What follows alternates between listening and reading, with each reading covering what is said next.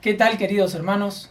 Qué bueno que por la gracia de Dios nos podamos encontrar a través de esta forma y estudiar en esta oportunidad el pasaje de Hechos capítulo 4. Si tendría que ponerle un nombre a este mensaje, un título a este mensaje, sería Hombres en la grieta. Se calcula que en el año 30, ¿sí?, de nuestra era, bajaron del aposento alto 120 hombres galileos. Y en el año 100, aproximadamente unos 500.000 personas estaban dispersas por todo el imperio romano. ¿Qué es lo que pasó? ¿Cuál fue la clave de este crecimiento de la iglesia? En una época donde no había medios masivos, donde los templos no habían llegado, donde había un decreto en contra, donde había una feroz persecución de los judíos, de los romanos, y en la época de Nerón y Domiciano. Una feroz oposición. Pero la iglesia crecía. Y encontrar en este pasaje algunas de las claves que podemos espigar en todo el libro de Hechos. Pero acá en Hechos capítulo 4, ver 9 características. Y ver por qué fueron hombres que se pararon en la grieta. Si bien en Hechos capítulo 4 empieza hablando ellos al pueblo. Y acá tendríamos que irnos para atrás en el capítulo 3 y como sabemos, la división de capítulos y versículos en la Biblia fue hecha por hombres y haríamos bien en leer el correlato entero, ¿no? Y dice que en Hechos capítulo 3 había un cojo en el templo La Hermosa y que Pedro y Juan subían a la hora de la oración. Y una de las características de hombres que se paran en la grieta es que de estar en contacto con una multitud que había creído en Cristo, se detienen en una persona. Y ese milagro dice que reunió a todo el pueblo y los hizo que Pedro y Juan tengan un discurso y hablen con ellos y le dicen por qué se sorprenden. Y dice que esto hizo que vengan las entidades, ¿sí?, gubernamentales del tiempo y empiecen a discutir. Dice, hablando ellos al pueblo, vinieron sobre ellos los sacerdotes con el jefe de la guardia del templo y los saduceos, resentidos de que enseñasen al pueblo y anunciasen en Jesús la resurrección entre los muertos. Dice que le echaron mano y lo pusieron en la cárcel hasta el día siguiente porque era ya tarde. Acá vemos una de las tantas prisiones que van a sufrir algunos de sus discípulos. Esto lo encontramos en Hechos 4 del 1 al 3. ¿Sí? Y en esta oportunidad vamos a leer hasta el versículo 31 salteado. Pero en primer lugar, ver en este hecho el reflejo. Una característica de hombres que se paran en la grieta es el reflejo. ¿El reflejo de qué? El reflejo de Cristo. ¿Cuál era el reflejo que ellos predicaban? Dice que empezaron a enseñar al pueblo y anunciaban en Jesús la resurrección de entre los muertos. Por eso le echaron mano. Ellos estaban parando en la grieta. Le estaban hablando al mismo tribunal, a los mismos principales que crucificaron, que metieron preso al Señor Jesús, que condenaron al Señor Jesús, mejor dicho, y que lo crucificaron. Ante ellos estaban parando y le estaban clavando la daga en el pensamiento, en su mente, y versículos anteriores les habla de los profetas, les habla de Moisés, y que la palabra de Dios se había cumplido, y que ellos quisieron crucificar al Señor Jesús. Dice, pero muchos de los que habían oído la palabra creyeron en él, y el número de los varones eran como 5.000. Muchos estaban creyendo en él, pero ¿producto de qué? De la palabra de Dios. ¿Qué era la enseñanza que tenían? ¿Cuál era el reflejo de ellos? ¿Qué era lo que predicaban? Bueno, ellos en estos pasajes vamos a encontrar que dice, y en ningún otro hay salvación, solo en Cristo. Dice que por pecado, esto lo encontramos en el versículo 13, dice, entonces viendo el denuedo de Pedro y de Juan, y sabiendo que eran hombres sin letra y de vulgo, se maravillaban y les reconocían que habían estado con Jesús, ¿sí? Y en el versículo 13 del capítulo 3 dice, el Dios de Abraham, el Dios de Isaac y de Jacob, el Dios de nuestros padres, ha glorificado a su Hijo, a quien vosotros entregasteis y negasteis delante de Pilato, cuando éste había resuelto ponerle en libertad. ¿Sí? Él le empieza a decir el pecado de ese pueblo, pero les empieza a hablar de Cristo. Y como leímos acá, les empieza a hablar de no que solo Cristo murió en la cruz, sino que resucitó. Y les empieza a hablar del arrepentimiento de pecado. Dice, varones, arrepiéntanse. Sea notorio a todos vosotros y a todo el pueblo de Israel que en el nombre de Jesucristo de Nazaret, dice el versículo 10 del capítulo 4, a quien vosotros crucificasteis, a quien Dios resucitó de los muertos, por él este hombre está en vuestra presencia sano. Este cojo estaba ante los discípulos y el pueblo estaba atónito viendo que el que estaba parado en el templo de la Hermosa ahora ya no estaba mendigando, sino que estaba dando saltos y alabando a Dios. Pero ellos le dicen, y ellos una de las características que tenían era que era un reflejo de la palabra de Dios. Dice, este es Jesús. Pero en el versículo 8 y en el versículo 31 que encontramos otra característica. Nos habla del revestimiento de estos hombres. En primer lugar, el reflejo. Eran personas que tenían un mensaje cristocéntrico, un mensaje que utilizaba la palabra pecado, donde hoy ya a veces el mensaje no las encontramos. De la cruz, de la resurrección y de que había que arrepentirse. Pero en segundo lugar, estos hombres que se paran en la grieta están revestidos por el Espíritu Santo. Y miren lo que dice el versículo 8. Entonces Pedro, lleno del Espíritu Santo, les dijo, gobernantes del pueblo y ancianos de Israel. Y en el versículo 31, que lo vamos a leer más adelante, en respuesta a la oración que hace esta iglesia, dice, cuando hubieron orado, el lugar en el que estaban congregados tembló y todos fueron llenos del Espíritu Santo y hablaban con denuedo la palabra de Dios. Una segunda característica de estos hombres, de esta iglesia que se paró en la grieta y que vivió un crecimiento espiritual, escritural, extraordinario, es porque no solo eran un reflejo de la palabra de Dios, sino que eran también personas que estaban revestidas por el Espíritu Santo. Dice entonces Pedro. ¿Y qué cambio? ¿Qué pasó de Juan 21 a Hechos capítulo 4, donde no habían pasado muchos días? En Juan 21 nos habla de esa restauración que tuvo Pedro. Y en Hechos capítulo 4 vemos a alguien que se puede poner en pie y hablar y decir, entonces Pedro, lleno del Espíritu Santo. Y vuelvo a recalcar, pararse ante el mismo tribunal que habría crucificado al Señor Jesús. Ahora, ¿por qué lo podían hacer? Porque estaban revestidos del Espíritu Santo. Una de las características que nos dice Efesios de estar llenos del Espíritu Santo es esto, de que iban a hablar con denuedo. Y esto es lo que estaba haciendo Pedro. Pero no solo eran personas que se pararon en la grieta, en un momento de persecución, donde su líder espiritual, su maestro, el Mesías había sido crucificado, resucitado, en un momento de dispersión de muchos, pero también era un momento de crecimiento. Por eso no solo eran hombres del reflejo de la palabra de Dios, sino que estaban revestidos del Espíritu Santo, pero en tercer lugar, una tercera característica que me gusta es la responsabilidad. La responsabilidad de estos hombres. Y ahí yo quisiera marcar cómo trabajaron en equipo. Miren lo que dice el versículo 13. Entonces, viendo el denuedo de Pedro y de Juan, y sabiendo que eran hombres sin letra y del vulgo, se maravillaban y les reconocían que habían estado con Jesús. Pero dice, entonces, otra vez entonces, viendo el denuedo, pero acá ya habla de Pedro y de Juan. Ahora, en el versículo 8, ¿sí? Vamos a ir salteando algunos versículos, pero en el versículo 8 que hemos leído y mencionado, dice entonces Pedro. Ahora, ¿dónde lo menciona Juan en este relato?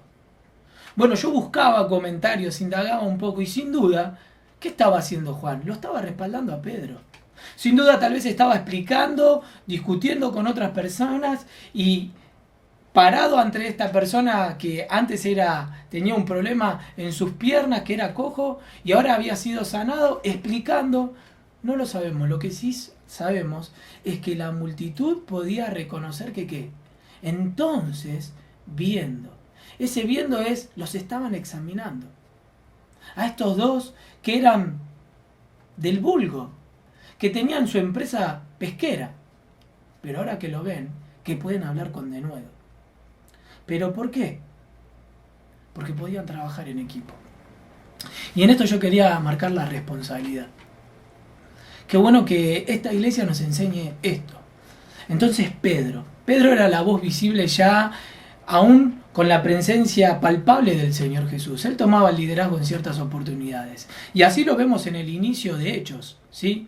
Pero Juan sabía reconocer cuál era su lugar. Y la gente lo podía reconocer como un equipo. Entonces, viendo el denuedo de Pedro y de Juan. El que hablaba era Pedro, pero la gente podía observar el denuedo de Juan. Y podían trabajar en equipo. Y eran personas que se paraban en la grieta. Eran personas que se podían parar ante este tribunal y decirles: en ningún otro hay salvación. Pero no solo eran personas que fueron un reflejo de la palabra de Dios. La palabra de Dios estaba encarnada en ellos. No solo eran personas revestidas por el Espíritu Santo, llenas del Espíritu Santo, sino que también eran personas que trabajaron con responsabilidad. Pero en cuarto lugar, eran personas que tuvieron una relación íntima con Dios. Dice el versículo que leímos recién: entonces, viendo el denuedo de Pedro y de Juan, y sabiendo que eran hombres sin letras y del vulgo, se maravillaban y le reconocían que habían estado con Jesús. Hermanos, tal vez la clave. Y le reconocían que estaban o que estuvieron y que habían estado con Jesús. Ese verbo es presente continuo, que habían estado, que estaban y que seguían estando con Jesús. Una de las características cuando el Señor Jesús llamó a los discípulos, dice que los llamó para que estuviesen con Él en primer lugar y en segundo lugar que predicasen el Evangelio. Y el libro de Hechos también empieza de esta manera. Empieza a decir Lucas las cosas que el Señor empezó a enseñar, empezaron a hacer y enseñar. Porque en primer lugar es el hacer y después el enseñar. Y esto era lo que estaban viendo esta gente, este tribunal, que lo estaba examinando. Ahí la palabra viendo es profunda. Los estaban examinando, que eran Pedro, que eran Juan, pero que podían reconocer que habían estado con Jesús. Y vuelvo a hacer mención a la restauración de Pedro, porque hace días antes lo habían reconocido, que él era el seguidor de Jesús, pero él lo había negado. Pero ahora lo pueden reconocer, tanto a él como a Juan, que habían estado con Jesús. Esta es la clave, hermanos. Esta es la clave que me llevo. Esta es la clave que el Señor me confronta en este momento en la palabra de Dios. Habían estado con Jesús. Habían estado con Jesús. Que hablar de Esteban, que cuando lo apedreaban dice que su rostro resplandecía. Porque eran personas que estaban llenas del Espíritu Santo, que eran movidos por el Espíritu Santo y que seguían al Espíritu Santo. Por eso dice que lo reconocían, que habían estado con Jesús. Yo cuando escucho estas frases y veo esta intimidad, digo, si el Señor Jesús, el Hijo de Dios, se paraba a tiempo. Nos dicen los evangelios que siendo aún de mañana, aún muy oscuro, Él dice que se apartaba y tenía un tiempo con el Padre, en oración. Y en momentos claves, cuando Él elige a los discípulos, dice que estuvo toda la noche orando. Y en momentos claves, antes de la crucifixión, dice que se paró a 3 de los más íntimos y allí también les enseñó la clave de orar. Y en la cruz, en un momento de dolor, Él siguió orando. La clave del Señor Jesús fue la oración, una intimidad con el Padre. De hecho, le dijo: si es posible, pasa de mí esta copa, pero que no se haga mi voluntad, sino la tuya. Ahora, cuando yo veo esta relación del Hijo de Dios, del Señor Jesús con el Padre, digo, ¿cuánto más la necesito yo? ¿Cuánto más la necesitamos cada uno de nosotros? Ahora, queremos ser hombres que se paren en la grieta. Y utilizo esta palabra grieta porque es una palabra que hace tiempo está de moda, ¿no? Hoy todo es grieta, todo es una polarización, todo es dividir. Pero el cristiano debe ser hombre que se paren en la grieta. Y esto es lo que estaban haciendo estos primeros cristianos. Se pararon en la grieta.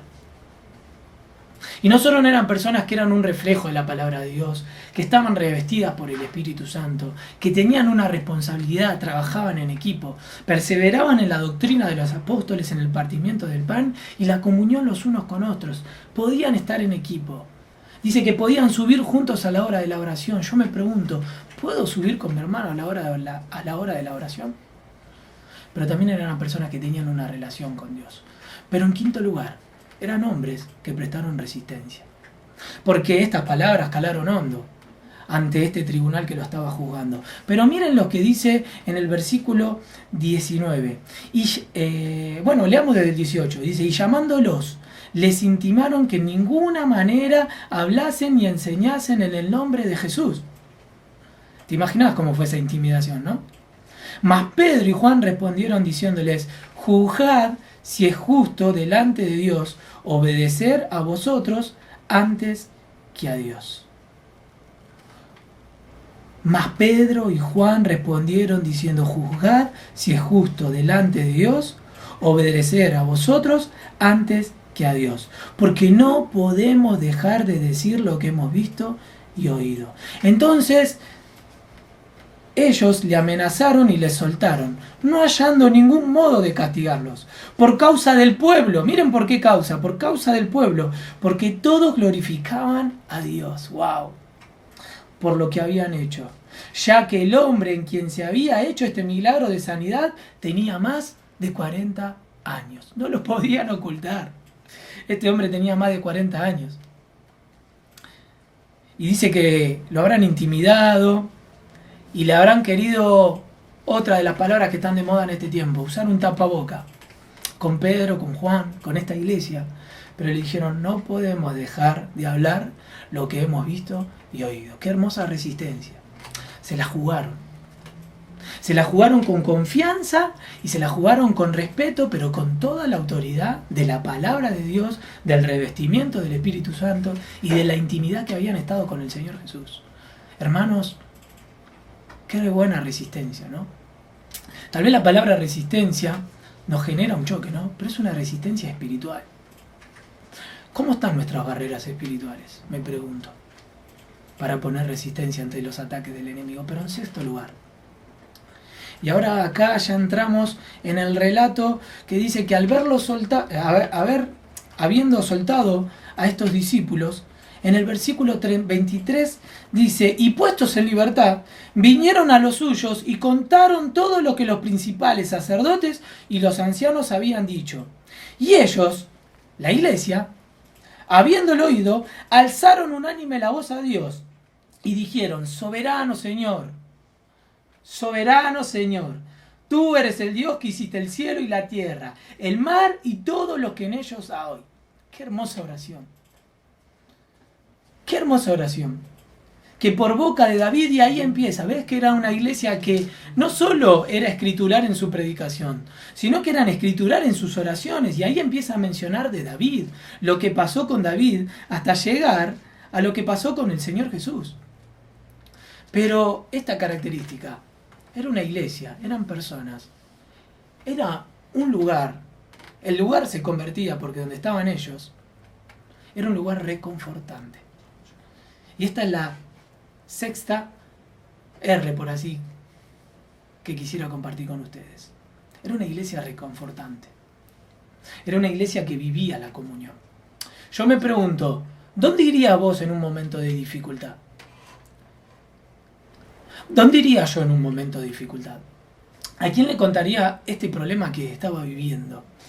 Mejor dicho, esta situación, más que un problema, una posibilidad, una oportunidad. Pero ellos dicen que fueron. Y ahí no dudaron, nadie quería protagonismo, sino que oraron. Y ellos, habiendo oído, alzaron unánime la voz a Dios y dijeron, soberano Señor, tú tienes el control. Tú eres el Dios que hiciste el cielo y la tierra, el mar y todo lo que en ellos hay. Era una iglesia que era reconfortante, que podía vivir esa comunión. Pero no solo era una iglesia que también era reconfortante, sino veamos en su oración que, en séptimo lugar, era una iglesia que le hacía el reconocimiento a Dios. Soberano, soberano Señor. No echaron culpas, no le echaron culpas al gobierno, no le echaron culpa a los romanos, no le echaron culpas a los judíos que lo estaban persiguiendo en ese tiempo. sino que en su oración dijeron: soberano Señor, vos estás en control. Por eso nosotros nos sujetamos a tu voluntad. Era una iglesia que reconocía la voluntad de Dios, que ponía a Dios en el lugar que debía estar. Por eso ora de esta manera. Dice: y se reunieron los reyes de la tierra, versículo 26, y los príncipes se juntaron en uno contra el Señor y contra su Cristo, porque verdaderamente se unieron en esta ciudad contra tu santo Hijo Jesús, a quien ungiste, Herodes y Poncio Pilato, con los gentiles y el pueblo de Israel, para hacer cuanto tu mano y tu consejo antes habían determinado que sucediera. Qué hermosa oración. Reconocían que lo que estaba pasando estaba en la soberanía de Dios, y para hacer cuanto tu mano y tu consejo antes habían determinado. ¿Queremos ser hombres en la grieta? Que la sociedad necesita hombres que se paren en la grieta y que empiecen a unir más que dividir. Que seamos sal, que seamos luz. Eran hombres que reconocían la soberanía y la voluntad de Dios. Pero en octavo lugar, en el versículo 29, ya llegando al final, dice que sigue esta oración, porque es un ejemplo de la oración, ¿no? Podríamos hacer un mensaje o hacer una división de cómo fue esta oración que reconocía a Dios en primer lugar, pero después viene la petición. Dice: y ahora, Señor, y acá quiero ver el ruego. ¿Cómo era el ruego de estos hombres que se pararon en la grieta? ¿Cómo era su oración? Y dice: y ahora, Señor, mira sus amenazas y concede a tus siervos. Era una iglesia que se seguía poniendo en su lugar. Mira a tus siervos. No solo ponía a Dios en el lugar correcto, sino que ellos se ponían en el lugar correcto. Pero miren el ruego: que con todo denuedo hablen tu palabra. La palabra viene denuedo de denudar, de sacar un nudo. Que sin nudos, que sin impedimentos, podamos exponer, predicar la palabra. Mientras extiendes tus manos, porque esto es tu mano, para que se hagan sanidades y señales y prodigios mediante el nombre de tu santo Hijo Jesús. Era una iglesia que oraba, pero que era una iglesia que oraba no quejándose, no pidiéndole que le saquen de esta circunstancia, sino que le decían que en el medio de la circunstancia le den de nuevo para seguir predicando la palabra de Dios. Qué hermosa oración, qué hermoso ruego. Pero en último lugar, veamos la respuesta. La respuesta. La respuesta de una iglesia de hombres y mujeres, ¿sí? Cuando digo hombres, hablo en la generalidad, que se pararon en la grieta. Y en la respuesta sacar dos flechas, como me gusta decir a mí. En primer lugar, vamos a ver la respuesta de Dios. Porque ellos oraron en el versículo 30 y en el 29 que le den de nuevo para predicar tu palabra. Ahora, ¿saben cuál fue la respuesta de Dios? En el 31 vamos a ver la respuesta de Dios, pero también vamos a ver la respuesta de la iglesia. Y en el versículo 31 dice: y cuando hubieron orado, el lugar en el que estaban congregados tembló. Una señal, un sacudón del Espíritu Santo. Y todos fueron llenos del Espíritu Santo. Y hablaban con denuedo la palabra de Dios. No solo Dios respondió con ese toque del Espíritu Santo, y el lugar tembló, para fortalecerlo, para animarlo, para que sigan orando así, para que sigan mostrando así en este momento de dificultad, sino que también la iglesia respondió a lo que le habían pedido un ratito antes. Y dice: y hablaban con denuedo la palabra de Dios. Respondieron ante lo que le habían pedido. Y Dios respondió ante lo que le habían pedido. ¿Queremos ser hombres que se paren en la grieta? ¿Queremos ser hombres y mujeres que marquen la diferencia en esta sociedad? Llevemos esperanza. ¿Pero qué? Seamos un reflejo de la palabra de Dios. Como siempre se dice, tal vez otros no van a poder leer el Evangelio, pero sí van a poder leer nuestra vida. Seamos un reflejo de la palabra de Dios. ¿Cuál es nuestro mensaje? El medio es el mensaje, decía McLuhan, un pope de la comunicación. El medio es el mensaje. Nosotros somos el medio, también somos el mensaje. El revestimiento del Espíritu Santo. Seamos hombres llenos del Espíritu Santo. La responsabilidad de trabajar en equipo. ¿Cómo nos cuesta? Trabajemos en equipo.